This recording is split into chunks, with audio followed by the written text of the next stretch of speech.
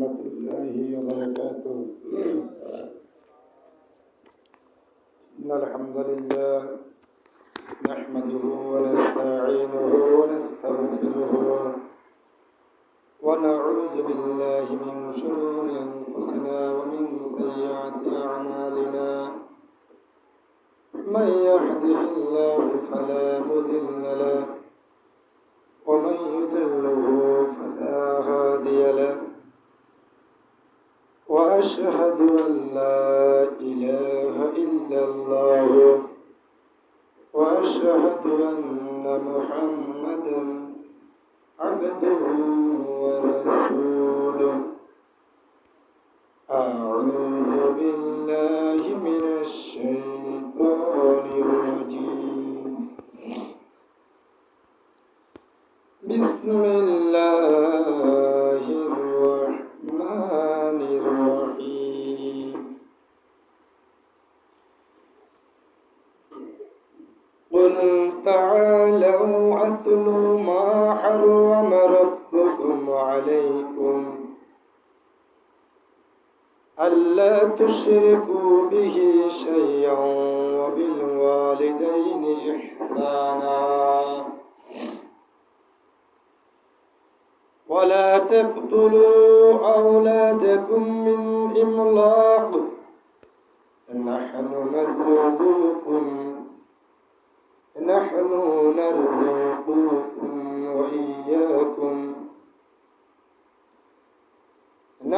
نرزقكم وإياكم ولا تقربوا الفواحش ما ظهر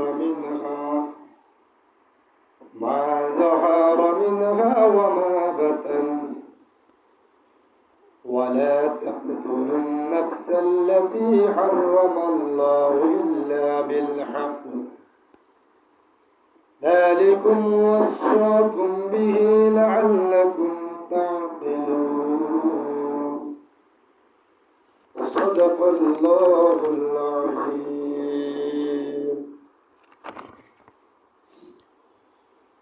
وقال تعالى رسول الله صلى الله عليه وسلم أقرب الكبائر الثلاث منها الإشراك بالله. رواه البخاري الترمذي. يا أيها الذين آمنوا صلوا عليه وسلموا تسليما. اللهم صل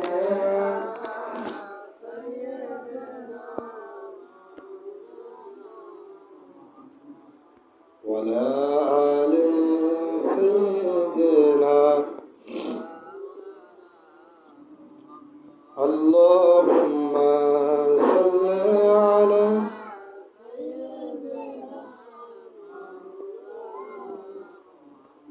وعلى آل سيدنا। যথাই থাকো যেভাবে থাকো নবীজির দুরূদ সাইরো না। নবীজির দুরূদ না সারিলে নবীজি তোমায় ছাড়বেন না। আল্লাহুম্মা সাল্লি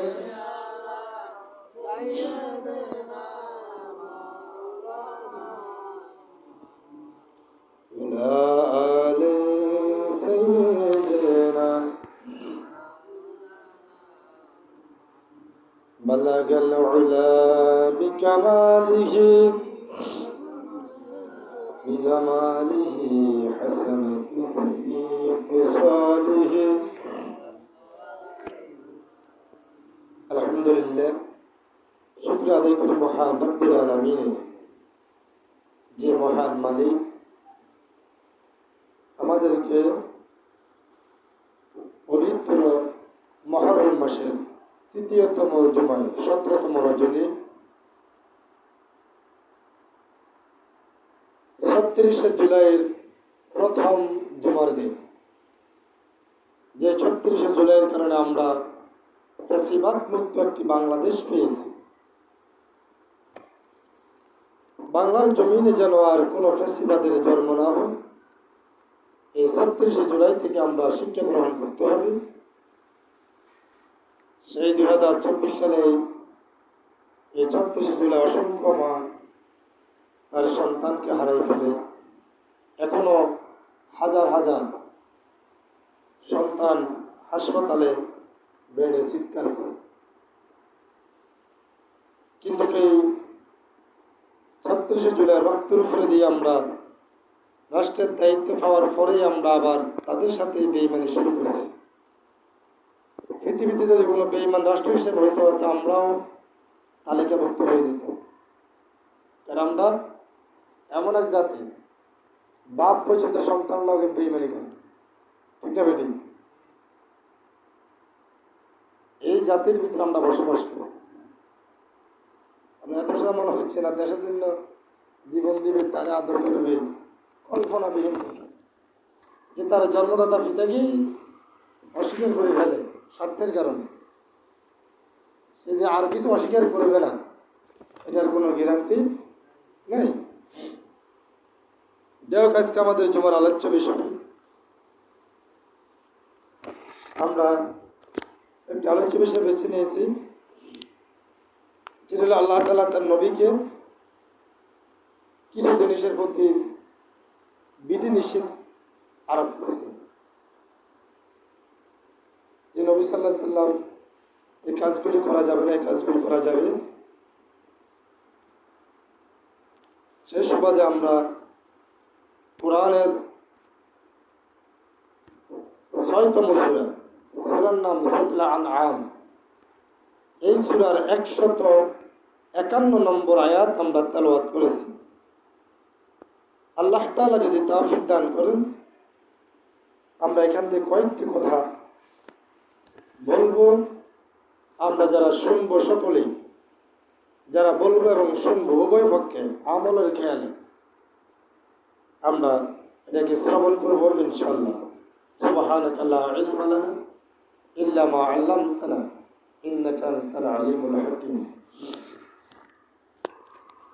আল্লাহ তাআলা বলেন, কুল তাআলাউ আতলু মা হাররামা রাব্বুকুম আলাইকুম আল্লা তুশরিকু বিহি শাইআন ওয়া বিল ওয়ালিদাইনি ইহসানা। হে মুহাম্মদ সাল্লাল্লাহু আলাইহি নবীজির নাম শোনার সাথে সাথে সাল্লাল্লাহু আলাইহি সাল্লাম বলতে হবে। প্রথমবার বলা ওয়াজিব, প্রথমবার বলা কি না বললে ওয়াজিব ফরজের গুনাহ হবে। দ্বিতীয়বার বলা সুন্নাত, দ্বিতীয় থেকে সব সুন্নাতে জায়েজ, আপনি বললে সুন্নত অথবা নফল। মোট কথা রাসূলের নাম শুনলেই সাল্লাল্লাহু আলাইহি সাল্লাম বলতে হবে। এই জন্য আমরা রাসূল, যারা রাসূলের নাম শুনলে সাল্লাল্লাহু আলাইহি সাল্লাম দরুদ পড়বে না, নবীজি তাদেরকে ধ্বংসের জন্য আল্লাহ তাআলা বলছেন। রাসূল জিবরাইলের মাধ্যমে যখন রাসূল মিম্বারে উঠতেছেন, যারা আপনি নবীর নাম শোনার পরেও দরুদ পড়ে না, তাদের উপরে আল্লাহর নালত গজব বর্ষিত হবে। নবীজি বলেছেন আমিন, তারা ধ্বংস হয়ে যাবে। তাহলে আমরা কি ধ্বংস হওয়ার পক্ষে না বিপক্ষে? তাহলে নবীজির নাম শুনলে কি করতে হবে? কার দায়িত্বে? কার দায়িত্ব করব? এবার আল্লাহ দায়িত্ব, নিজ দায়িত্ব করবো। আমরা তো আমরা করি, আমি আমরা বলি না দেওয়া লাগবে। তাহলে আল্লাহ বলছেন, হে মুহাম্মদ সাল্লাল্লাহু আলাইহি সাল্লাম, এদেরকে বলো। কাদেরকে? মক্কা নগরের লোকদেরকে, আমাদেরকে, এসো আমি তোমাদের কথা শুনাই, তোমাদের রব তোমাদের উপর কি কি বিধিনিষেধ আরোপ করেছেন। আল্লাহ মক্কা নগরের কাফেরদের সামনে বলছেন যে তোমার রব, তোমাদের রব তোমাদের উপর কি কি বিধিনিষেধ করেছেন সেটা তোমরা শোনো। এক নম্বর আল্লাহ তাআলা বিধিনিষেধ করেছেন, আল্লাহ তুশরিকু বিহি শাইআন, তোমরা এক নম্বর হলো আল্লাহর সাথে শিরিক করিও না। কি করিও না? শিরিক করিও না। আল্লাহর সাথে শিরিক করা যাবে না। পৃথিবীতে মানুষের অসংখ্য গুনাহ আছে। আল্লাহ তাআলা চাইলে তার বান্দাকে স্পেশালভাবে গুনাহগুলি মাফ করে দিতে পারবে, কিন্তু এই শিরকের গুনাহগুলি আল্লাহ তাআলা কখনোই মাফ করবে না। এটাকে মারাত্মক একটু গুনাহ, এটা আল্লাহ তাআলা কাউকে মাফ করবে না। শিরক এটা আল্লাহ তাআলার সবচেয়ে আল্লাহ তাআলার শানে বেয়াদবি করা, এর চেয়ে তার বেশি কিছু নেই। এজন্য আল্লাহ প্রথমে কাফেরদেরকে বলেছেন, তোমরা আল্লাহ তুশরিকু বিল্লাহ, তোমরা কখনো আল্লাহর সাথে শরীক করিও না, শিরিক করিও না, অংশীদারিত্ব করিও না। কিন্তু আমরা অংশীদারিত্ব করে কি করি না? হ্যাঁ, এই যে এখন ফলের সিজন, চাষের সিজন, তার শশা যত ভালো দেখবেন যে সে তত মাঝখানে লাড়ি একটা লটকায়, কোত্তাটা কাঁদায় দিব, জামা একটা ভরা দিব, কালি টালি লাগাই দিব, জুতোর পাড়া লটকাই দিব, অনগত মুতি চুতে লটকাই দিব। এই যদি হয় মুসলমানদের আচরণ, তাহলে ইহুদি করে আর কাইলে কাফের কাইলে লাভ কি? এতে তো কাফের ইহুদি সে আরও খারাপ। কারণ মুসলমানদের আত্মবিশ্বাস থাকবে, আমাকে আমার রিজিকের ব্যবস্থা, যিনি আমার রিজিকের দায়িত্ব তিনি কে? আল্লাহ আমাকে রিজিকে দেয়, কীভাবে তিনি খাওয়াবেন সেটা তিনি ভালো জানেন। কারণ আপনার যে রিজিক আপনার জন্য বরাদ্দ করা হয়েছে, এই রিজিক এক দানা পরিমাণ রিজিক টাকা পর্যন্ত আপনার মৃত্যু হবে না। আর মৃত্যু আপনার যখনই চলে আসবে, রিজিক চলে যাবে, আপনি পৃথিবী থেকে চলে যেতে হবে। যদি হায়াত থাকে তাহলে না খায় দেখতে হবে। কি করি? না খায় দেখতে হবে। এই জন্য রিজিকের সম্মান করবে। কি করবে? হযরত ওসমান রাদিয়াল্লাহু তাআলা আনহু, তিনার সম্পদ কম না বেশি?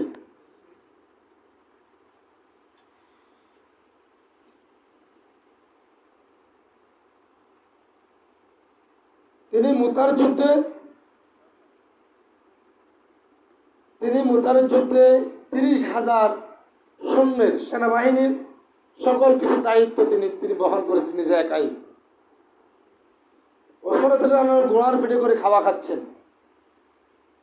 সেখানে খাওয়া খেতে যায়, তিনি একটা বাঁধ নিচে পড়ে গেছে, সেখান থেকে তিনি নামলেন, নামে বাঁধটাকে ধুলেন, ধুয়ে তারপরে তিনি খেলেন। নবীজি বলছেন, ওসমান তোমার সম্পদ বাড়বে না। বলছে কি?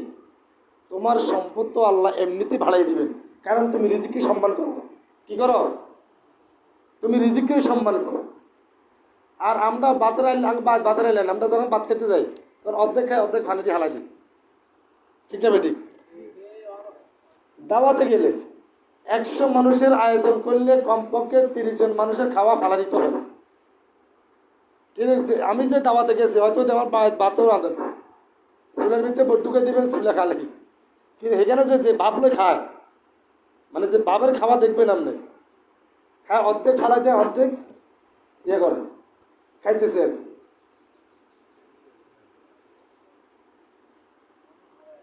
রিজিক, তার রিজিক সে ফালাই দিছে, ওর তো সাময়িকত লস হয়েছে আর কি, কিন্তু মূল লস কার হয়েছে? যে ফালাই দিছে তার লসটা হয়ে গেছে, সে তার রিজিক থেকে চলে গেছে। তার হায়াত আছে, রিজিক নাই, অথবা রিজিক আছে হায়াত নাই। যদি হায়াত থাকে, রিজিক নাই, তাহলে সে উপরে থাকতে হবে, দূরে কষ্ট করতে হবে। আর হায়াত আছে, রিজিকের সুন্দরভাবে সে খাবে। এই জন্য খাওয়াকে আপনি যা খেতে পারবেন তা খাবেন। তবে এখানেও নবীজি সুন্নাহ মোতাবেক বলে দিয়েছেন, পেটকে কয় ভাগে ভাগ করবে? 3 ভাগে। 1 ভাগ খাবার, 1 ভাগ পানি, 1 ভাগ খালি। ওই এক লোক মানুষের দাওয়াত দিলেও যায়, নদিলেও যায়, মানে এর খেয়াল এ দিতে ভুলে গেছে, দেখিস আমি যাইতে বলবো না। ওই দাওয়াত খাইতে খাইতে এখন বটগাছ তার উঠে রয়েছে, এখন তার পেটের অবস্থা খারাপ। এখন পিপলা কি করছে, নাকে দিয়ে ভাত বার করে দিচ্ছে। সাইডে দিয়ে আরেক লোক হাঁটে যায়, বলতেছে, বাবুরে কোন লোক মারা গেছে, আরে কোনো খোঁজ খবর নেই, মনে অপরিচিত লোক, এই লাশের কি অবস্থা হবে? তো এখন লোক একটু জোরে বলতেছে, বাবুরে আশপাশে কেউ আছেন নাকি? একটা লোক তো মারা যাচ্ছে, তার মারা গেছে মনে হয়, তো ফিপলে তার নাকতে বাদ বাইর করে লেগেছে। সে উড়িকে কার বাদ্যাবাদ আছে, সে কি খোঁজে? কার বাদ্যাবাদ। এই যদি হয় মুসলমানদের খাওয়া। নবীজির সুন্নাহ ফ্যাট এবং সিনা থাকবে বরাবর। ফ্যাট সিনা কি হবে? বরাবর হবে। এটা হলো সুন্নাহ মোতাবেক। যদি দেখেন তার ফ্যাট বাড়ে গেছে, বুঝতে হবে তার শরীরের কথা শুনতেছে, এর শরীরের ভিতরে হারাম 84% হারাম এর শরীরে ঢুকে গেছে, গেলে ফ্যাট বাড়ে গেছে।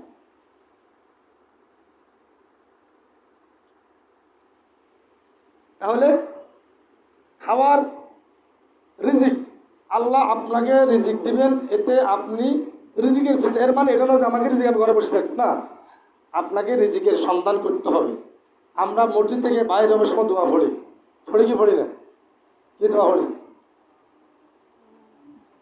আল্লাহুম্মা ইন্নী আসআলুকা মিন ফাদলিক, হে আল্লাহ, আমি তো ইবাদত করে আপনার পবিত্র করে আসে ইবাদত করছি, আপনি আমার রিজিকের উত্তম রিজিকের ব্যবস্থা করে দিন। তাহলে রিজিক কোথায়? মসজিদে না বাইরে? কথা বলা তো বাইরে হলে ঘাটতিলে মসজিদে গিয়ে কাম গিয়ে যান। রিজিক কোথায়? জমিনে। কোথায়? জমিনে। সিবি বাইর করতে হবে রিজিক। আল্লাহ বলছে মাটি সিবাও, নামাজ শেষ তুমি চলে যাও, জমিনে ছড়াই পড়ো, যাই কি করো? মাটি সিবাই তুমি রিজিকের সন্ধান করো। তোমাকে রিজিক ঘরে আনে দিবে না কেউ। একজন সাহাবীর তার হাত একবারে ফোসকা পড়ে গেছে কাজ করতে করতে। নবীজি বলছেন, দেখো জান্নাতি হাত। কি হাত? জান্নাতি হাত দেখো। কারণ সে হালাল রুজি করে রোজগার করে সে তার জীবিকা অর্জন করে এবং সে আল্লাহর হুকুম মোতাবেক আসি, আল্লাহর হুকুম পালন করে, এই লোক জান্নাতি লোক। সুবহানাল্লাহ। কারণ আমরা তো হালাল রুজি করে ঠিক আছে, কিন্তু আল্লাহর হুকুম মানি না, কারণ আমরা জান্নাত যেতে পারবো না।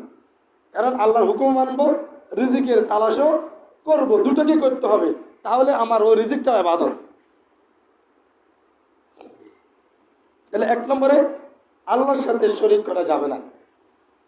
তাহলে আমাদের এই যে শরীকের একটা কথা বলতেছিলাম আমরা, যে ফল ফলাতে আসলে মানুষ মুসলমান হেতে ঝাড়ু লটকা, হেতে জুতা লটকা এক জায়গায় গেছি, এর বোতল লটকা দিয়েছে, তো বলার যে গেলাম কিরে এনে বোতলে গিলে লটকেছে, হুজুর এগুলো আন মার আর বা মূর্তিতে লটকা দিয়েছে।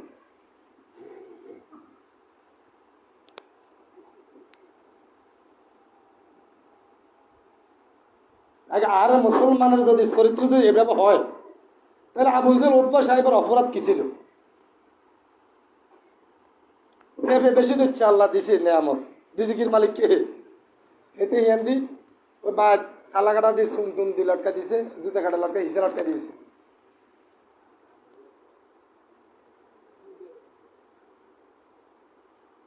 তোমার মুখ লাগবো, কি লাগবো?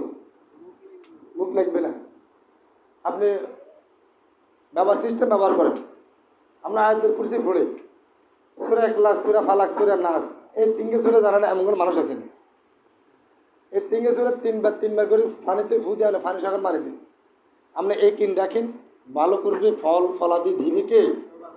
আল্লাহ। আপনি এই কিন দেখেন, যদি আপনার এই কিনের দ্বারা যে ফল সব জড়িয়ে হলি, তারপর জড়িয়ে যাক, তারপর আমি শিরক করবো না। কি করবো না? শিরক করবো না। গাছ একবারে ফসি নিচে পড়ে যাক, বুক লাগে ধ্বংস হয়ে যাক, রাসূলের সুন্নাহ ব্যবহার করার পরে যদি পড়ে যায়, বুঝতে হবে যে আল্লাহ এই রিজিকের মাধ্যমে আমার থেকে নিয়ে গেছেন। হয়তো এর ভিতরে লাভের ভিতরে লসের ভিতরে লসের ভিতরে লাভ আছে, হয়তো নিশ্চয় এর ভিতরে কোনো না কোনো ফায়দা আছে, এই জন্য আল্লাহ তাআলা আমার থেকে এটা নিয়ে গেছে। তাওয়াক্কালতু আলাল্লাহ, আল্লাহর প্রতি বিশ্বাস করি। তাহলে দেখবেন যে পরবর্তী আপনার অবস্থা ভালো হয়ে যাবে। মানে আপনি যে পথে চলতে চাইবেন, আল্লাহ তাআলা আপনাকে ওই পথে চালাবে। এটা হলো আপনি কীভাবে চলবেন সেটা আপনি ঠিক করে নেবেন। এটা আল্লাহর প্রতি আস্থা বিশ্বাস করবে, এগুলির প্রতি কখনো মুসলমান আস্থা করবে না। এটা আমাদের ইমানের হক। 2 নম্বর, ওয়াবিল ওয়ালিদাইনি ইহসানা, পিতামাতার সাথে সৎ ব্যবহার করো। কি ব্যবহার করো? সৎ ব্যবহার করো। এখন সৎ ব্যবহার আমার মনে হয় 99% ছেলে মেয়ে এখন আর বাপ মার কথা শুনে না। শুনে নাকি শুনে না, বউ যদি করতো এখানে খাওয়াই থাকবে ভর্তি দেবে, সব বউর মরে গেছে। বাপ মারা আছে ছেলে কিরকম, ছেলে যদি 60 জন 3 মাস করে ভাগ করে নেয়, যেটা আমাদের দেশের এখন যারা মসজিদ কমিটি আছেন বলে মেম্বার বলেন সবাই সালিশ করে গায়ে হুদ করে একবার সারি গিয়ে তোকে 3 মাস করে খাবে, ভাগ করে দিছি, যার ঘরে 3 মাস খাবি 3 মাস খাইবে দিলে খেবে। সে আমাকে কি মাস করা হালছে নাকি, মাস করা হালছে? আমার হিসেব করে আছে 3 মাসের তোর দুধ খাবো, বাকি 9 মাস পর আবার তুই দুধ খেয়েছিস, তাহলে আমি আপনি আমরা কে বাঁচতে পারতাম? হ্যাঁ, আল্লাহ কিন্তু সদ্ব্যবহার করেন। নবী সদ্ব্যবহার কি? হযরত মুসা আলাইহিস সালাম বলছিলেন যে হে আল্লাহ, আমি তো তোমার জলিল কদর নবী, তুমি তো আমাকে জান্নাত দিবে, আমার সাথে জান্নাতি কে হবে? আমার সাথে একটা প্রাইভেট মানুষের লাগে দুজন ছেলে ভালো লাগে না? তোকে আমার সাথে কে যাবে, আমার সহচর কে হবে? কয় অমুক বাজারে যে একটা কষাই আছে, কষাই হবে তোমার সহচর। নবীর গায়ে লাগে গেছে, আমি হলাম নবী। আর যাই হোক, একটা লেভেলে মারা আলমুলামা করলে তো একটা হইতো, একটা সিস্টেম হইতো, করলেও গোস্ত আলার কথা, কষার কথা, এটা কি কখনো মানা যায়? কি আমল করলে তার এই আমল করলে আমি নবী, আমার সাথে সে জান্নাতে যাবে, এটা কি সুধামতো কথা নাকি? মুসা আলাইহিস সালাম গেলেন ওই কষার কাছে, দেখলেন সে কষাই কি করে, এবং কষাকে বললেন যে আমি তো অনেক দূরের লোক, যদি আপনার বাড়িতে আমাকে একটু আশ্রয় দিতেন, মেহমান হিসেবে রাখতেন, আমি পরবর্তী রাত্রে ঘরে চলে যেতাম।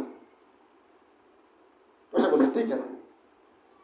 তো তিনি গরু জবাই করলেন, আগের যে গোস্তটা তিনি নিলেন, নিয়ে প্যাকেট করে রাখলেন, তারপরে সেই বাকি গোস্তগুলি বিক্রি করার পরে বাড়িতে আসলো, আসার পরে এগুলি রান্নাবান্না করলেন, করার পরে তার মাকে সে গোসল করালেন, করার পরে সে একটা মায়ের যে রুমে থাকে ওই রুমে তিনি মাকে খাওয়ালেন।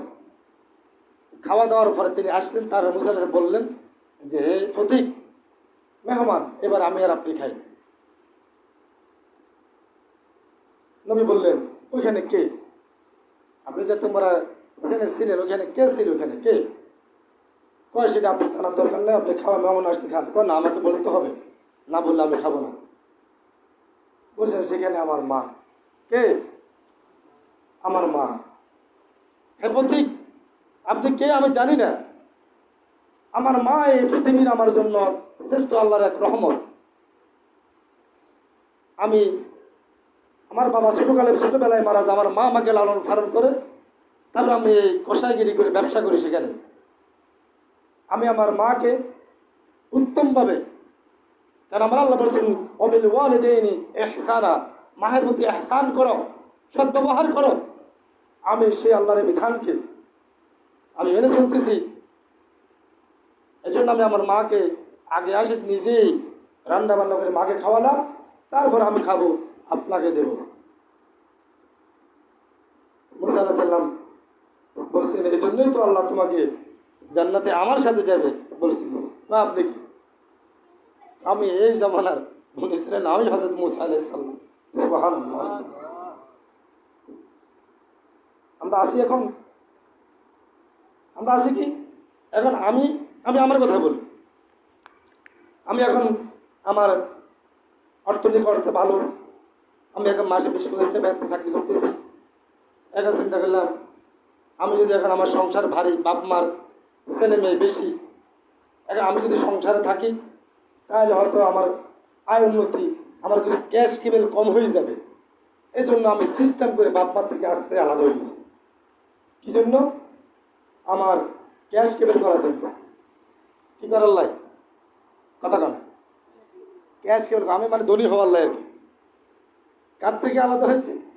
আমার বাবা এবং মার থেকে আমি আলাদা হয়ে গেছি, শুধু আমি দুনিয়াতে আর্থিকভাবে অর্থনৈতিকভাবে লাভবান হওয়ার জন্য। আসলে হুদে আমরা কখনো বাবা মার মনে কষ্ট দিই, সেটা আমি হই আপনি হন, কেউ কখনো সফল হতে পারবে না। তবে হ্যাঁ, এখানে একটা কথা আছে, যদি কোনো বাবা মা তার সন্তানের প্রতি যদি অবিচার করে, সে বাপ মা, আপনিও বাবা মা হওয়ার পরও আপনি আল্লাহর আদালতে বিচারের কাঠগড়ায় দাঁড়াতে হবে। সেটা দুনিয়াতে হবে না, ঠিক আছে, কিন্তু আপনাকে আল্লাহর আদালতে আপনিও কাঠগড়ায় দাঁড়াতে হবে, কারণ আপনি তার উপরে যদি জুলুম করে থাকেন। পৃথিবীতে আপনার জন্য কোনো বিচার নাই, আদালত নাই, সেটা ঠিক আছে, কিন্তু আপনি আল্লাহর মধ্যে তলা খাবেন। এই জন্য বাপমার প্রতি দৃষ্টি থাকবে, আপনাও সন্তানদের প্রতি, তার প্রতি এমন কোনো দায়ভার সাফাই দিবেন না যেন সেও একবার অসহায় হয়ে যায়, আপনার কথা মানতে অবাধ্য হয়ে যায়। এমন যেন আমরাও না করি, সেদিকে আমাদেরও খেয়াল রাখতে হবে, ঠিক না বেটি? আমরা একটু খেয়াল রাখতে হবে। তবে সন্তানেরা দুনিয়ার লাভের আশায় বাপমার থেকে আলাদা হয়ে যাবা, তুমি তোমার জীবনকে বরবাদ করে দিবা। তুমি 10 লাখ টাকা মালিক হবা, ঠিক আছে, তোমার শরীরে এমন এক রোগ ধরা দিবে যে 50 লক্ষ টাকা হবে না।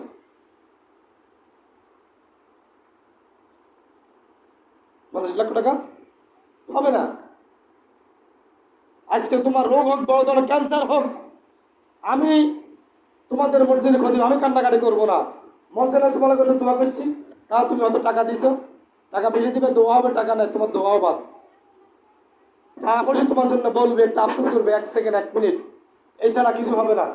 তোমার জন্য যিনি দুঃখে দুঃখে কানবে, রাত্রে নামাজ পড়ে তাহাজ্জুদ করে কানবে, তিনি শুধু তোমার বাবা এবং মা, আর কেউ নয়। তুমি আমাকে টাকা দিবে, খাওয়াবে, দোয়া হবে, টাকা নেই, খাওয়া না, দোয়াও নেই। আর তোমাকে বিনা দোয়ায়, বিনা স্বার্থে, বিনা পরিশ্রমে তোমার জন্য দোয়া করবে শুধুমাত্র তোমার বাবা এবং মা, এছাড়া তোমার জন্য কেউ দোয়া করবে না। তোমার পকেটে টাকা আছে, বন্ধু আছে, তোমার পকেটে টাকা নাই, তোমার এই পৃথিবীতে কেউ নাই। যখন তুমি বিপদে পড়বা, তখন তুমি বাবা বা মা ছাড়া আর পৃথিবীতে কাউকে পাবা না। এই জন্য আমরা আমাদের পিতামাতার সাথে সদ্ব্যবহার করব। এই আদেশ কার?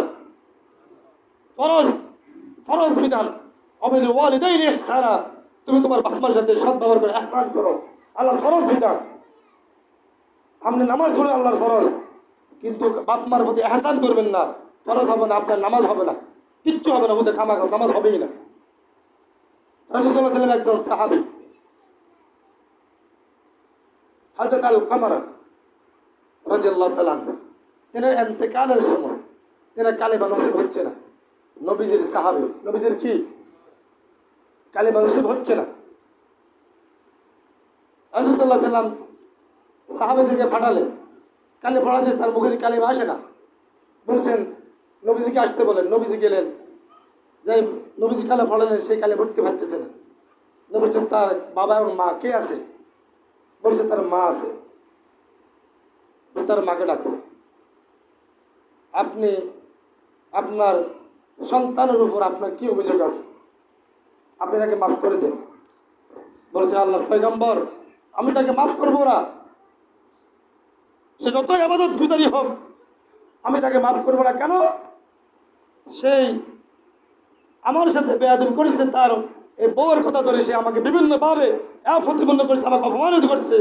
আজকে আমি তাকে মাফ করবো না, আমি তাকে মাফ করবো না। সে যে কেন?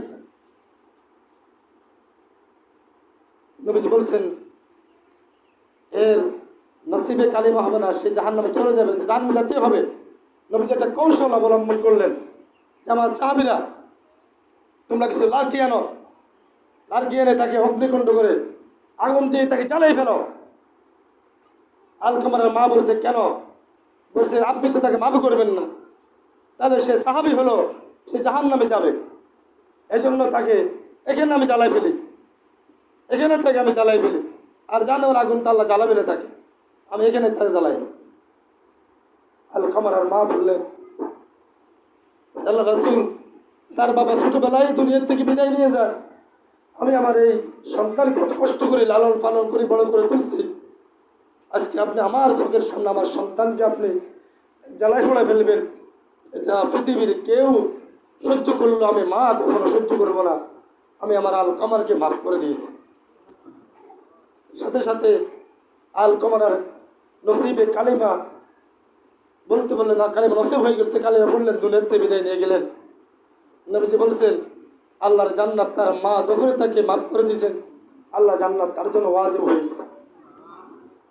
তাহলে আমরা কি আজকে আমরা বাপমার সাথে, আজকের পরিবার যুব সমাজ ধ্বংস হয়ে যাচ্ছে, বাপমার অবাধ্য হয়ে যাচ্ছে। এই সমাজ ধীরে ধীরে খারাপ হয়ে যাচ্ছে। আজকে এদেশে এই লক্ষ লক্ষ আলেম ওলামার দেশ, ফির আউলিয়ার দেশ, শাহজালাল ইয়ামিনের দেশে আজকে অহর বৃদ্ধাশ্রম তৈরি হচ্ছে। সেখানে বৃদ্ধাশ্রম বাবা মা ওইখানে থাকতেছে, সন্তান তার বাপ মার খবর নিচ্ছে না। আজকে কি অবস্থা যাচ্ছে, দেশের পরিস্থিতি কত খারাপভাবে চলে যাচ্ছে। যদিও এখন আমাদের গ্রামে এখন এটার আসল পড়ে নাই, শহরের দিকে প্রায় 70-60% আসল পড়ে গেছে। বৃদ্ধ বাবা মা সে এখন বৃদ্ধাশ্রমে থাকতেছে।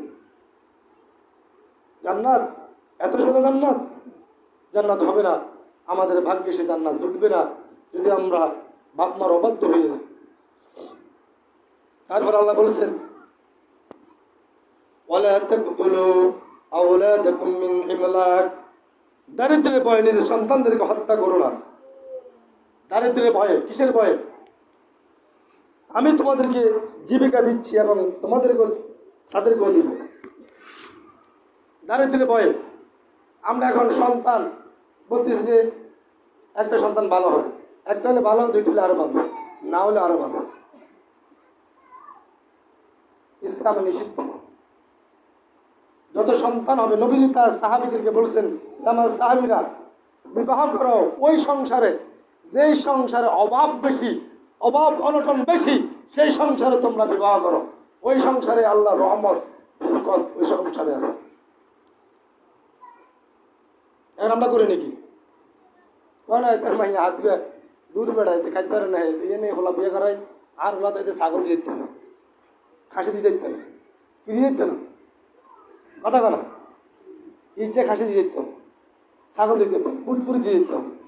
ছাগল হন খাসি নন গাভিনও দরকার হয়, কি হয় গাভিন ছাগলও দরকার, খাসির দরকার হয় না। ছাই কথা।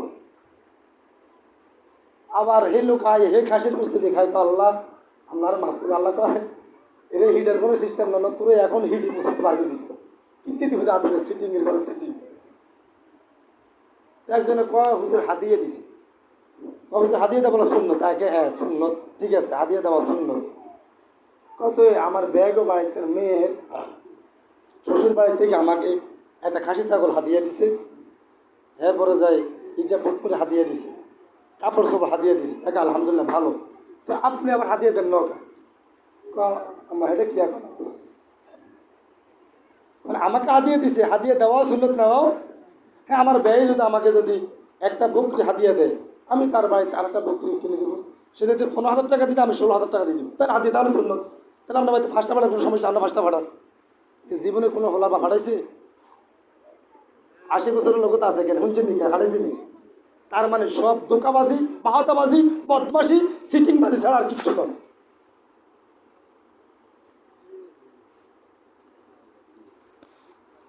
তাহলে বলছেন দারিদ্রতার ভয়ে তোমরা সন্তান দুনিয়াতে আসা এগুলি বন্ধ করিও না, এগুলি সম্পূর্ণরূপে নিষিদ্ধ।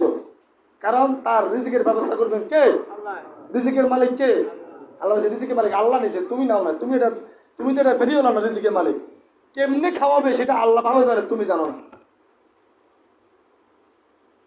4 নম্বর, প্রকাশ্যে বা গোপনে অশ্লীল বিষয়ে ধারে কাছেও যাবে না। 5 নম্বর, আল্লাহ যে প্রাণকে মর্যাদা দান করেছেন ন্যায়সঙ্গতভাবে ছাড়া তাকে ধ্বংস করিও না। তিনি তোমাদের এই বিষয়গুলির নির্দেশ দিয়েছেন, সম্ভবত তোমরা ভেবেচিন্তে কাজ করবে। আমাদের 2টি বিষয়, আমাদের সময় শেষ হয়ে গেছে। এক একটা বিষয় নিয়ে কথা বললে অনেক ধরনের কথা হয়। আমরা আজকে যেটা জানলাম 2টি কথা এখানে মূল আমরা বিষয় শুনলাম। 1 নম্বর, আল্লাহর সাথে কাউকে শিরক করবো না। 2 নম্বর, আমরা পিতামাতার অবাধ্য হব না। এই 2টাই আজকে আমাদের শিক্ষা বিষয়। আর বলতে আমরা দারিদ্রতা ভয়ে নিজের সন্তান হত্যা করবো না, গোপনতা প্রকাশ্যে আমরা কোনো অশ্লীল কাজে জড়াবো না। আল্লাহ তাআলা যাকে মর্যাদা দিয়ে তাকে আমরা মর্যাদা দিয়ে চলবো, তাকে কখনো সঙ্গত ছাড়া তাকে আমরা ধ্বংস করবো না। এই 5টি বিষয়ে আমি সহকারে আল্লাহ তাআলা আমাদেরকে আমল করার তৌফিক দান করুন।